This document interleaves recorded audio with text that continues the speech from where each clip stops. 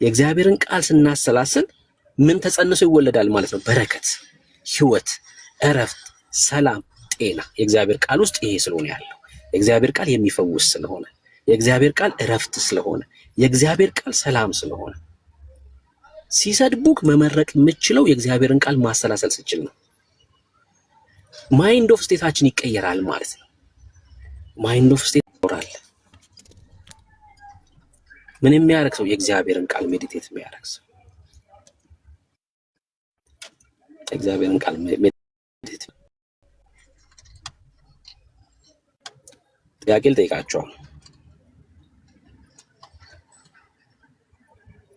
ኃጢአት የሚጸነሰው በምን አይነት መንገድ ነው? ኃጢአት የሚጸነሰው በምን አይነት መንገድ ነው?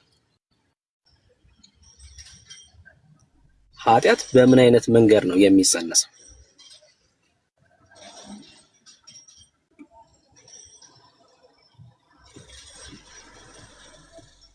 እሺ እንዴት ነው በማሰላሰል አይደል? ምኞት ማለት ስለዛ ነገር በማሰብ ማለት ነው። ምኞት ማለት ያን ነገር በተደጋጋሚ ታስበዋለህ። ልክ ስታስበው አይምሮአችን የሚሰራበትን መንገድ በደንብ እንድትረዱት ስለፈለኩኝ ነው። እሺ አይምሮአችን እንደዚህ ነው የሚሰራው። አንድን ነገር ሰብኮንሺየስ ማይንድ ማለት ሞኝ የአይምሮ ክፍላችን ነው። እሺ ግን በጣም አደገኛ ህይወታችን ሊቀየርም የሚችል ደግሞም ሊያፋን የሚችል ክፍል ማለት ነው። ኃጢአትን ስታስበው ስታሰላስለው ሰብኮንሺየስ ማይንድ ላይ ፕሮግራም ይሆናል። ከዛስ ተጸንሶ ይወለዳል። በአካል ያን ያሰላሰልከውን ያሰብከውን ነገር ሂደት አድርገዋለህ። ህይወት ያገኛል ማለት ነው። አቅም ያገኛል በአንተ ውስጥ ኃጢአት ምን ስላረከው? ሜዲቴት ስላረከው ማለት ነው። ማሰላሰል ስለቻልክ ከዛ ምን ይሆናል? በአንተ ላይ ሞት ይሆንብሃል ማለት ነው። ውጤቱ ደግሞ ሞት። ኃጢአትን ስናሰላስል ምን አይነት ውጤት ይዞ ይመጣል? ሞት። ለምን? ኃጢአትን ስለምናደርገው አይደል? በተቃራኒው የእግዚአብሔርን ቃል ደግሞ እናሰላስል። የእግዚአብሔርን ቃል ስናሰላስል ምን ተጸንሶ ይወለዳል ማለት ነው? በረከት፣ ህይወት፣ እረፍት፣ ሰላም፣ ጤና። የእግዚአብሔር ቃል ውስጥ ይሄ ስለሆነ ያለው የእግዚአብሔር ቃል የሚፈውስ ስለሆነ፣ የእግዚአብሔር ቃል እረፍት ስለሆነ፣ የእግዚአብሔር ቃል ሰላም ስለሆነ ሲሰድቡክ መመረቅ የምችለው የእግዚአብሔርን ቃል ማሰላሰል ስችል ነው። ማይንድ ኦፍ ስቴታችን ይቀየራል ማለት ነው። ማይንድ ኦፍ ስቴታችን ለምሳሌ አንድ ሰው ስትሰድበው ወዲያው ለስድቡ ከመለሰልክ ማለት ከተቆጣ ከመለሰልክ ማይንድ ኦፍ ስቴታችሁ አንድ አይነት ነው ማለት ነው። ያም ሰውዬ ሪያክት ያደረገው የተሳደበው ሰውዬ ከተሳዳቢው ጋር አንድ አይነት ስቴት ላይ ነው የሚኖሩት ማለት ነው። አንድ አይነት ስቴት። ምን እያልኳችሁ መሰላችሁ? ግልጽ እንዲሆን ሐሳቤ ቲክቶክ ላይ ጭፈራ ያለበት ቦታ፣ ይሄ ስድድብ ያለበት ቦታ በጣም ብዙ ሰዎች ትመለከታላችሁ አይደል? ትመለከታላችሁ እንደዛ ቦታ ላይ። ለምንድን ነው እንደዚህ ቦታ ላይ ብዙ ሰዎች ካላችሁኝ፣ ማይንድ ኦፍ ስቴታቸው አንድ አይነት የሆኑ ሰዎች ናቸው እዛ ቦታ ላይ ያሉት። የሚያዝናቸው ያ ነገር ነው። ፕሮግራም አይምሯቸው በዛ ነገር ፕሮግራም የሆነ ስለሆነ የሚያዝናናቸው ቺናኑ ቲክቶክ ላይ ታያላችሁ ተሰብስበው። ለምን? አንድ አይነት ነገር ነው የተና ያለውም ሰውዬ የሚሰማውም ሰውዬ አንድ አይነት ሰዎች ናቸው። አንድ አይነት ሰዎች ናቸው። እሺ ስለ በረከት እያወራክ ነው። ስለ መልካም ነገር እያወራክ ነው። ስለ እግዚአብሔር ቅድስና እያወራክ ነው። ይሄን ስትናገር ያ ሰውዬ አይስማማውም። የሚሰማው ነገር እዛ ዞን ላይ አይደለም ያለው። አይምሮ ኃጢአትን አዝሙት እርኩሰት ላይ ስለሆነ ያለው አንተ የምታወራው ነገር ያስጨንቀዋል እዛ ሰው እና አንተ ላይ ይሄዳል። ሊቀመጥ አይችልም። ሊሰማ አይችልም። ሊሰማ የሚችለው አሳይ ለሰው ነው ሊሰማ የሚችለው።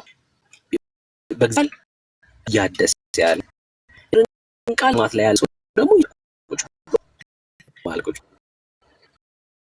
እና አንዲ ሳይል ልሶ ተደበው ሰውዬ አንድ አይነት የሚያርከስ ከሆነ ዶም ስለየረ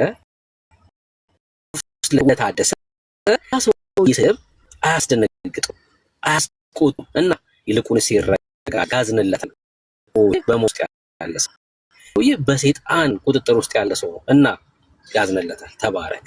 ስለዛ ሰው ይጸልያል ማለት ነው። ስለዛ ሰው ያዝናል ማለት ነው። ያሰው ጌታ እንዲያገኘው ይማለድለታል፣ ይቃትታል ስለዛ ሰው። ለምን? ስድቡ አያስቆጣውም፣ ስሜቱን አይለውጥበት፣ ስሜቱን አይቀይርበት። ማይንድ ኦፍ ስቴቱን ስለቀየረ ነው። የቀየረው እግዚአብሔርን ቃል ማሰል በመቻሉ ምክንያት ነው። ሜዲቴት ማድረጉ ምክንያት ነው። በማድረጉ ምክንያት ማታ ላይ እንዳልኳችሁ ሜሽን የሚለውን ሐሳብ በደንብ አድርጌ ያሳያችኋለሁ። ዓለም በምን አይነት መልኩ እንደሚጠቀምበት እና ይሄን ነገር ክርስቲያኖች እንዲፈሩት በምን እንዴት እንዳደረገው አሳያችኋለሁ። ምክንያቱም ከዚህ ነገር ክርስቲያኖች እንዲርቁ ቁልፍ ስለሆነ ስለሚገቡ ቁልፍ ነው ማለት መሰላችሁ። እስኪ ኢዮብ 1:8 ፖስት አድርጉልኝ። ኢዮብ 1:8 ሶሪ ኢያሱ 1:8 ማለት ነው። እሺ ከሙሴ በኋላ ኢያሱ ሲመጣ ኢያሱ እንዲያሸንፍ ኢያሱ በክብር እንዲቀጥል ምን እንደተነገረው ላሳያችሁ። ኢያሱ 1:8 ፖስት አድርጉልኝ። ኢያሱ 1:8 ፖስት አድርጉልኝ። አንድ ሰው የሆነ ሰው በእንግሊዝኛ የሆነ ሰው ደግሞ በአማርኛ እንድታዩት በሁለቱም ማለት ነው። የዚህ ሕግ መጽሐፍ ከአፍ አይለይ፣ ከምን አይለይ? ከአፍ አይለይ። ምኑ? የዚህ ሕግ መጽሐፍ ኢያሱ በነበረበት ሰዓት ሙሴ የጻፈው እንግዲህ አምስቱን መጽሐፍት ነው አይደል የጻፈው? ዘፍጥረት፣ ዘጸአት፣ ዘሁልቁ፣ ዘሌዋውያንና ዘዳግም ነው። አምስቱን መጽሐፍ ነው ኢያሱ የሚያውቀው፣ እነዚህን አምስቱን ነው። የሕጉን መጽሐፍት ምን? ከአፍ አይለይ፣ ሁሌም ተናገረው፣ ሁሌም አስበው። እሺ ነገር ግን የተጻፈበት ሁሉ ትጠብቅና ታደርግ ዘንድ በቀንም በሌሊትም አስበው። ከአፍ አይለይ ካለው በኋላ ነገር ግን የተጻፈበትን ሁሉ ትጠብቅና ታደርግ ዘንድ ለመጠበቅ ለማድረግ ምን ማድረግ መቻል አለብህ አለው። በሌሊትም በቀንም አስበው። በሌሊትም በቀንም ሜዲቴት አድርገው። ምን አድርገው? ሜዲቴት አድርገው። ከዛስ የዚያ ጊዜ መንገድ ይቀናልሃል ይከናወንልሃልም። ሚስጥሩን እየተረዳችሁ ነው ብዬ አምናለሁ። እየተናገርኩ ያለሁት ነገር ምን እንደሆነ እየገባችሁ ነው ብዬ አምናለሁ። ቃሉን ሜዲቴት ስታረግ ምን ይሆንልሃል? አንደኛ ሕጉን መጠበቅ ትችላለህ። ሁለተኛስ መንገድ ይቃናል ይከናወንልሃልም። በምትሄድበትም ሁሉ አምላክህ እግዚአብሔር ከአንተ ጋር ነውና ጽና፣ አይዞ፣ አትፍራ፣ አትደንግጥ ብዬ አላዘዝኩም? ምን ይላል?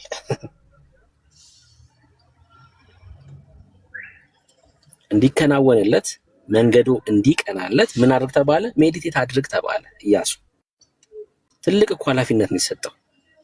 ትልቅ ኃላፊነት። ሙሴ ሲያደርግ የነበረው ምልክት ያ ህዝብ መመልከት ይፈልጋል። ኢያሱን ለመቀበል ያ ህዝብ ምልክት ይፈልጋል። በሙሴ ምትክ ኢያሱ ስለመቀባቱ ስለመሾሙ ከእግዚአብሔር ዘንድ ዮርዳኖስን ከፍሎ እግዚአብሔር ነው የከፈለው። ግን በሙሴ በኩል የኤርትራ ባህል እንደተከፈለው በኢያሱ በኩልም እግዚአብሔር ዮርዳኖስን ከፍሎ በደረቅ አሻገራቸው።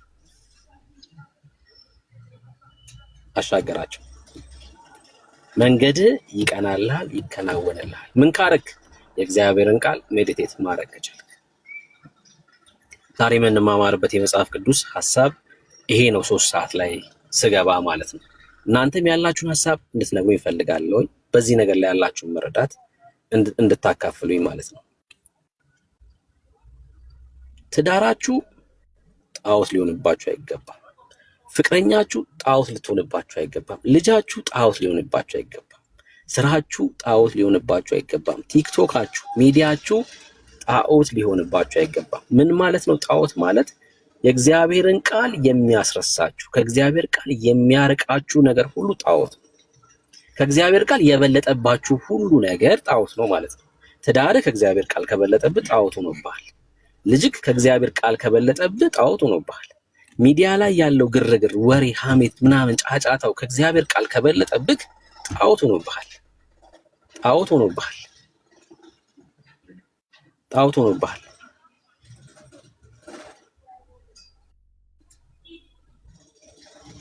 ለእግዚአብሔር ቃል ጊዜ ልንሰጥ ይገባል። ለእግዚአብሔር ቃል ራሳችን ልናዘጋጅ ይገባል። ግዴታ የምታነቡበት ጊዜ ሰፊ ጊዜ ላይኖራችሁ ይችላል። ሜዲቴት የምታረጉበት ጊዜ ግን አታጡም። ለምን?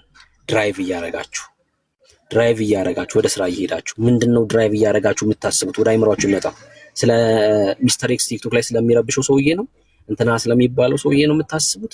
ስራ ቦታ ሄዳችሁ ስለሚገጥማችሁ ነገር ነው? በቃ እሱን ነው ማስወገድ መቻል ያለባችሁ ከህይወታችሁ። ስትሄዱ ወደ ስራችሁ ቦታ ስለ ክርስቶስ ኢየሱስ ምህረት፣ ስለ ክርስቶስ ኢየሱስ ፍቅር፣ በምን አይነት ፍቅር እግዚአብሔር እንዳዳነን፣ በእግዚአብሔር ቃል ውስጥ ስላለው ፈውስ ሜዲቴት እያደረጋችሁ ሂዱ። ወደ ስራ ቦታ ስትሄዱ የሻይ ሰዓታችሁ ላይ ሰዓቶቹ ላይ ስተኙ እየዘመራችሁ ተነሱ። ወንድሞቼ እየዘመራችሁ እያመሰገናችሁ መነሳት አትፈልጉም? አዎ ፈልጋለሁ ነው የምትሉኝ። የምትፈልጉ ከሆነ ስትተኙ ከክፉ ነገር ተጠበቁ፣ ከምታዩት ነገር ተጠበቁ፣ ከጭቅጭቆች ተጠበቁ። ስትተኙ የእግዚአብሔርን ቃል አንብባችሁ ሜዲቴት እያረጋችሁ ተኙ። ስትተኙ የእግዚአብሔርን ቃል አንብባችሁ እየጸለያችሁ ተኙ። ስትተኙ የእግዚአብሔርን ቃል አንብባችሁ ቃሉን ራሱ ሜዲቴት እያደረጋችሁ ተኙ። ስትነሳ እየዘመርክ ትነሳለህ ወንድሜ። ጭቅጭቅና ምናምን ሰምተህ ከተኛክ ስትነሳም እየተጨቃጨክ ነው የምትነሳው። አይምሮአችን በዚህ መንገድ ነው የሚሰራው። ሰብኮንሽስ ማይንድ መቼም ተኝቶ አያውቅም። እዚህ ምድር ላይ 40 ዓመት ኖርሃል። 40 ዓመት ተኝቶ የማያውቀው ሰብኮንሽስ ማይንድ ነው። ጨጓራክ እንዲሰራ የሚያደርገው ሰብኮንሽስ ማይንድ ነው። ገብቷል እያልኩ ያለው? የምትተኛው ኮንሽስ በሆነው ማይንድ ብቻ ነው። ኮንሽስ ዘምረ ስትተኛ ሰብኮንሽስ ማይንድ እየዘመረ ነው የሚቀጥለው። ስትነሳ በምስጋና ትነሳለህ ከእንቅልፍ። ይኸውላችሁ በጣም የሚያስደነግጠውን ነገር ልንገራችሁ። ፖርን ቪዲዮ እያዩ የሚተኙ ክርስቲያኖች እኮ አሉ። ፖርን ቪዲዮ እያዩ የሚተኙ ክርስቲያኖች አሉ። ምስል እያየክ እንደሆነ የምታውቀው ኮንሽስ በሆነው ማይንድክ ነው። ሰብኮንሽስ ማይንድህ ግን እያየክ ይሁን እያደረከው አይለይም። የምታየውን ነገር ሁሉ እውነት ነው የሚያደርገው። እሱ አደገኛ የሚያደርግባችሁ። እሺ። እና ፖርን ቪዲዮ አይቶ አንድ ሰው ሲተኛ የሚተኛው ኮንሽስ ማይንዱ ነው። ሰብኮንሽስ ማይንዱ ግን እሱን ነገር ነው እያሰላሰለው እየተኛክ ያለው ማለት ነው። እና ምን ይሆናል? አቅም ያገኛል። ሰብኮንሽስ ማይንድክ ላይ ፕሮግራም እያረክ እየጫንከው ነው ያለው። ለዛ ነው ከዚህ ሱስ መውጣት ተቸገርኩ ይላል አንድ ሰው። እንዴት ትወጣለህ ወንድም አለ? እንዴት ትወጣለህ? አቅም አገኘ እኮ፣ ጡንቻ አገኘ። ሰብኮንሽስ ማይንድክ ላይ የምታደርገው ልምምድ አቅም አግኝቷል። መውጣት የምችለው ጳውሎስ እንደነገረን በአይምሮ መታደስ መለወጥ ስንችል ብቻ ነው። እንዴት ነው በአይምሮ መታደስ መለወጥ ምንችለው? አካሄድህን ቀይር፣ ጓደኞችህን ቀይር፣ ውሎህን ቀይር፣ ሰፈርህን ቀይር። አለቀ። ከጭቅጭቅ ቦታ ራቅ፣ ከማይጠቅም ነገር ራቅ፣ የእግዚአብሔር ቃል ከማይነገርበት ቦታ ራቅ፣ ህይወትን ጎዶሎ ከሚያደርግ ነገር ሁሉ ራቅ። ወንድም አለ ራቁ። ህይወታችሁ ላይ አንድ ነገር የማይጨምር ከሆነ የምትሰሙት ነገር እናንተን እየገደላችሁ ነው ያለው። ጀምሩ። አይምሯችሁ ግራ ይጋባል አውቃለሁ። የሆነ ነገር አዲስ ነገር ስታደርጉ፣ ለምሳሌ ስፖርት ሰርቶ ማያውቅ ሰው የመጀመሪያ ጊዜ ስፖርት መስራት ሲጀምር ግራ ይጋባል። አይምሮ አዲስ ነገር ስለሆነ ይደነግጣል። 4 ቀን 5 ቀን ስትሰራው ግን ምን ይሆናል? አይምሮክ ምን ያደርገው ነው? ፕሮግራም እያረከው ስለሆነ እየተለማመደው ይመጣል ያን ነገር። ስትተኙ ለምሳሌ ጸልዮ መተኛት ያለመደ ሰው የመጀመሪያ ቀን ሲያደርገው፣ ሁለተኛ ቀን ሲያደርገው፣ ሶስተኛ ቀን ሲያደርገው ግራ ሊጋባ ይችላል፣ ሊጨነቅ ይችላል፣ ሊረበሽ ይችላል። በዛ ውስጥ ግን ማለፍ መቻል ነው በቃ። ያን ማድረግ ስትችል 10ኛው ቀን ላይ ስትደርስ ለአንተ ስራ አይሆንብህም። ያስታውሳል ራሱ ሰብኮንሽስ ማይንድክ ፕሮግራም እየሆነ ስለሆነ የጸሎት ሰዓት ደርሷል ይላል። መጸለይ አለብህ። ከዛ በኋላ ተነስተህ ትጸልያለህ። አይ ህይወትን አቀለለው ማለት ነው። ራሱ አቀለለው ማለት ጸልያለህ፣ ታመሰግናለህ፣ ጌታን ትባርካለህ። ቃሉን እያሰላሰልክ ትተኛለህ።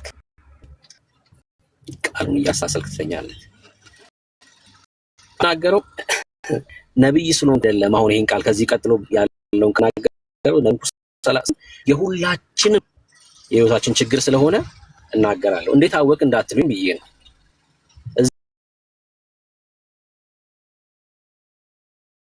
13 ሰዎች አላችሁ አይደል? ሰዎች ችግር ነው። እሺ አሁን መናገር ነብይ መሆን አይጠበቅብንም ይሄን ለመናገር። ስትተኙ እንቅልፍ እስኪይዛችሁ ድረስ ባለው ሰዓት ተኝታችሁ አልጋችሁ ላይ ወጣችሁ፣ በተለይ በጣም ያልደከማችሁ ሰዓት ማለት ነው። እንቅልፍ ለመውሰድ ረጅም ጊዜ በሚወስድባችሁ ቀን ደክሞ ከሆነ እንኳን ወዲያው እንቅልፍ ትተኛለህ። ያልደከመ ቀን እንቅልፍ እስኪወስድ ድረስ ረጅም ጊዜ የምትቆይ ከሆነ አንድ ነገር ላይ እንኳን ቆይታችሁ ተረጋግታችሁ ማሰባችሁ አይምሮአችሁ ላይ የተለያየ ነገር ይመጣል። የተለያየ ትርምስምስ ያለ ነገር ይፈጠራል። የተለያየ ነገር ነው የምታስበው። አንዱን ጀምረ እዛ ነገር ላይ እንኳን መቆየት አይችልም። ወደ ሌላ ቦታ ትሄዳለህ። ምን እያልኳችሁ? ቲክቶክ ላይ ስላለው ጸብ ታወራላችሁ፣ ታስባላችሁ። እንትና እኮ እንደዚህ አድርገው ስላላችሁ ስራችሁ ቦታ ትሄዳላችሁ። ትርምስምስ ያለ አይምሮ ማለት ነው። አሁን እንዴት አወክ ብሩክ እኮ የኔ ህይወት ነው ምናምን ልትለኝ ትችላለህ። ነገርኳችሁ። ነብይ መሆን አይጠበቅም። የህይወት ስርዓታችን ነው እንደዚህ እንድንሆን ያደረገን። የህይወት ስርዓታችን በማይመለከተን ነገር ለህይወታችን ጥቅም በሌለው ነገር ላይ ነው ጊዜያችንን ስናሳልፍ ምን ነው። ሚስተር ኤክስ እና ሚስተር ዋይ ተጣሉ ብለን እኮ ቤት ከፍተን እኮ ስናወራ የምንውል ሰዎች ነን እኮ ዳጂ። ጌታ ምስክሬ፣ ሚስተር ኤክስ እና ሚስተር ዋይ ተጣሉ ብለን ቤት ከፍተን ስለነሱ ሙሉ ቀን ስናወራ እንውላለን። ስለነሱ ቅድም ብያቸዋለሁ። ተስማሙም ተጣሉም ህይወት አይሆንም ለአንተ። የነሱ መስማማትም የነሱ መጣላትም የአንተ ህይወት ላይ የሚጨምረው ነገር የለም፣ ግን ህይወትን ያጠፋል። ቀን ስታደርገው የዋልከው ነገር ማታም እንደምታደርገው ነው እየነገርኩ ያለሁት። ማታም ስትተኛ እንኳን አያርፍም። ይሄ አይምሮ ላይ ይመላለሳል ይሄ ነገር። በተቻለ መጠን ምን ማድረግ መቻል አለብን? በህይወታችን ጠቃሚ ካልሆኑ ነገር ራሳችንን እንቆጥብ። ለማምደው ራሳችንን ራሳችሁን መታዘብ ጀምሩ። ራሳችሁን ተመልከቱ። እኔ ክርስቲያን ኮንኩኝ 3 ዓመቴ ነው። እኔ ክርስቲያን ኮንኩ 5 ዓመቴ ነው። እኔ ክርስቲያን ኮንኩ 10 ዓመቴ ነው። በህይወቴ ላይ ምን አይነት ለውጥ አለ? ከቀደመው ህይወቴ ምን አይነት ለውጥ በህይወቴ ላይ አምጥቻለሁ? አዎ ድኛለሁ ብዬ እናገራለሁ። አዎ የእግዚአብሔር ልጅ ነኝ ብዬ እናገራለሁ። ግን የእግዚአብሔር ልጆች እንደሚኖሩት እየኖርኩ ነው? እስኪ ራሳችሁን ጠይቁ። አሁን ለኔ ማንም ሰው እንዳይመልስልኝ፣ ለራሳችሁ ግን ጠይቁና መልሱ ለራሳችሁ። አዎ የእግዚአብሔር ልጆች እንደሚኖሩት እየኖርኩ ነው የሚል መልስ ካገኛችሁ ጌታ ይባርካችሁ። በቃ ቀጥሉ በዛው። አይ ምንም በህይወቴ ላይ ለውጥ የለም፣ በዓለም ሳለው የማደርገውን ነገር ነው እያደረኩ ያለሁት ካላችሁ ደግሞ ጥያቄ መጠየቅ መቻል አለባችሁ። ምክንያቱስ አልዳናችሁም እያልኳችሁ አይደለም እንዴ? አልዳናችሁም እያልኳችሁ አይደለም። ግን ጥያቄ ጠይቁ። የእግዚአብሔር ልጆች በዓለም እንደሚኖሩ ሰዎች አይደለም ህይወታቸው፣ በአእምሮ መታደስ የሚያስፈልጋቸው ናቸው እንጂ። ኦርቶዶክሳውያን ብዙ ጊዜ ሰምታችሁ ከሆነ ድነናል፣ እንድናለን፣ ድነናል፣ እየዳንን ነው፣ እንድናለን የሚል ትምህርት ይሰራሉ። መጽሐፍ ቅዱስ እንደዛ አይነት የሚመስል ሐሳብ ስለሚያነሳ ነው።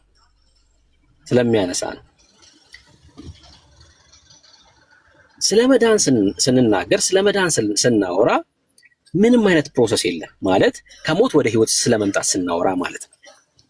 ከሞት ወደ ህይወት ስለመምጣት ካወራን ምንም አይነት ፕሮሰስ የለውም። መጽሐፍ ቅዱስ የሚያድነው የክርስቶስ ደም ነው፣ የሚያጸድቅ ክርስቶስ ደም ነው።